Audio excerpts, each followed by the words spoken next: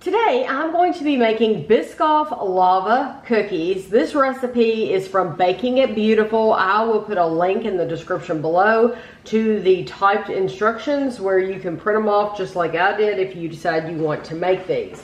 The first thing you want to do is preheat your oven to 410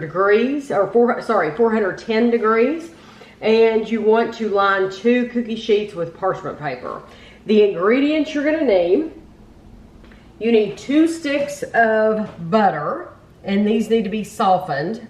You need 1 cup of brown sugar, a 1/4 cup of granulated sugar. You're gonna need 1/2 cup of Biscoff spread. I have the creamy and crunchy here. I'll talk about it later, but for right now, you just need to measure out 1/2 cup of the creamy spread. You need 2 eggs, 1 teaspoon baking soda, 1 teaspoon cornstarch, and 1 teaspoon sea salt. This is the Malden sea salt. Then you need 3½ cups of all-purpose flour. You need 12 crushed Biscoff cookies. So you get the Biscoff cookies here, put them in a Ziploc baggie and just crush those up. And then you need a bag of Ghirardelli white chocolate chips. So in your mixing bowl here, we're going to mix together the butter and the sugars until they are fluffy. So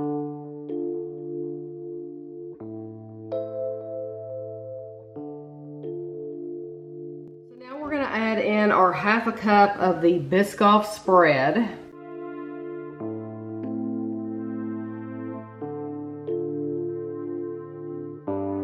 Scrape the bowl down. Now we're going to mix in our 2 eggs.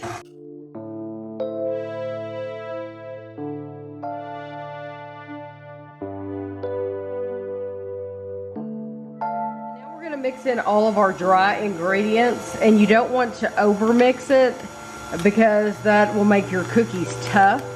So you want to just mix it in until it's just combined.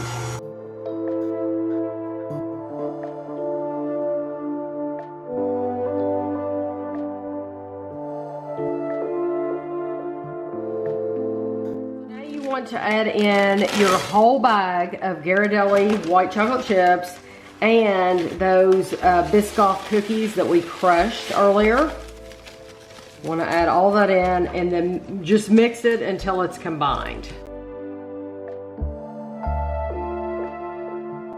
It says take 1/3 to 1/2 cup of your dough, and we're going to I don't want to get too much, because that's my tendency.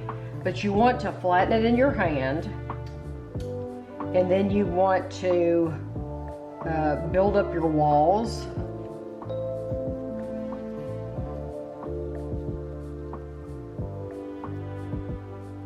And then we're going to take a teaspoon of the Biscoff spread, and we're going to put it in the middle. Now this is the reason I bought the crunchy, is because I want to do half creamy and half crunchy, just to see if it makes any difference, if there's one that we like better than the other ones.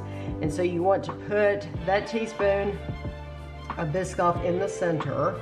If it doesn't want to come off the spoon, that's the only bad part. I got an extra clean finger. Okay, go ahead. Go ahead. The finger. Okay, and then you want to close this up to where you don't see any of that spread at all, like this. And then we're gonna put it on our cookie sheet. And it says we're gonna have 6 cookies on each cookie sheet. So I'm going to do the same thing with this one. In my plan, I'm going to do like 3 with the creamy and 3 with the crunchy. I don't know how many cookies we're going to end up with, but I like the crunchy Biscoff, but now there's nothing wrong with the regular either. There we go. You might need to, I need a finger. Mr. Finger.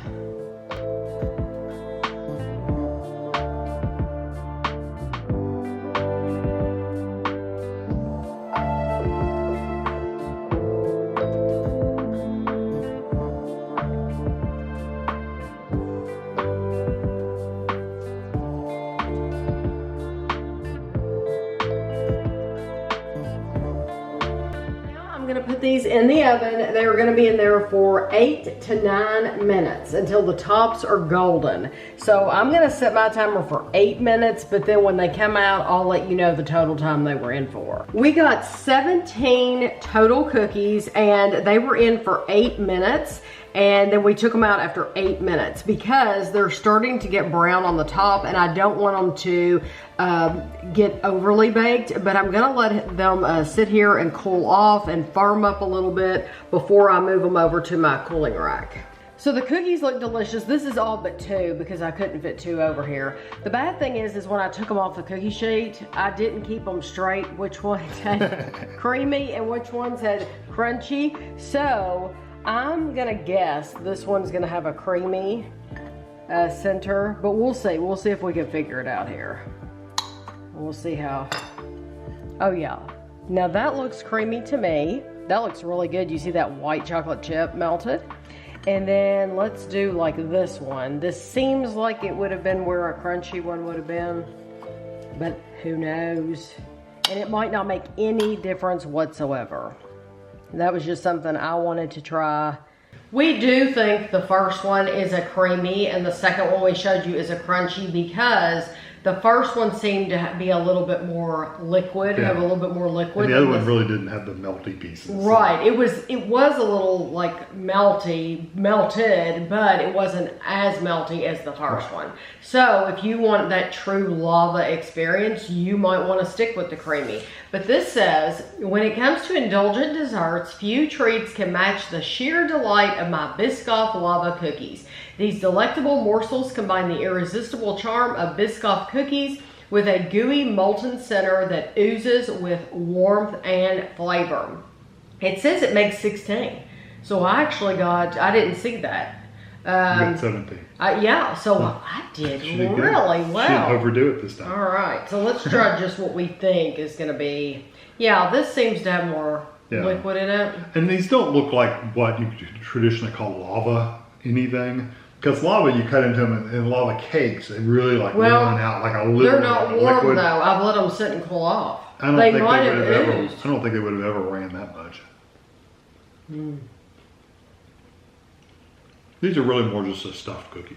They might have oozed if I had cut them when they were warm. That is delicious. Now, if you like Biscoff at all, you would love these. They're a very thick cookie too. 8 minutes was a perfect bake on those. They're incredibly soft. I love that I spent the extra money on the Ghirardelli white chocolate. It makes a huge difference. There's a huge difference in flavor of those Ghirardelli chips and Nestle Toll House chips, which I would have normally bought. Yeah, they're softer. They're a softer texture. I just got a little touch of salt. I love it when you get a little salt and sweet. It's not salty by any means, but I ate that whole thing, and in the last little bit, I got just a touch of salt. Yeah. And they do. The whole cookie has a little bit of a sugary, grainy texture from the Biscoff cookies because we did crumble up Biscoffs and put them in there too. That's definitely crunchy. It's thicker. It's thicker, and you do get the little extra crunchy bits that the first one didn't have. I like this a lot. I like the crunchy to put, like when you buy the Biscoff cookies, I like to take that crunchy spread and actually spread it on the Biscoff cookies. But the creamy for these cookies, you know what? It doesn't matter. It all tastes delicious. But I, out of the two, would just as soon stick with the creamy. I would too, because the crunchier is much more dense. Well, not dense, but it's more. It's not like liquidy at all. Solid. Yeah, it's solid. Whereas the creamy kind adds a little bit of moisture to it, a little creaminess to it. And it oozes a little bit. Yeah, so makes the whole cookie a little softer in the inside. Yes. They're still both very, very good, and you do get that little like sugary texture from the cookie pieces too. Yeah. I think these are absolutely delicious. I would do them the exact same way again. I like everything Except about you use them, creamy. except I would just use creamy for all of them, like she did in hers, in her recipe. So I wanted to try it because I'm always wondering, is there really a difference? And it does make a difference as far as the texture goes. So if you only have crunchy, you're going to be fine. Don't worry about it. But it just won't be as liquidy in your mouth as the crunchy is. So I will have that link below if you want to click on it. You're good to go and make them because I think they were pretty easy too. Yeah, it just takes time to stuff them. To stuff them, really. That's it. Yeah. So I hope you enjoyed the video and thanks for watching.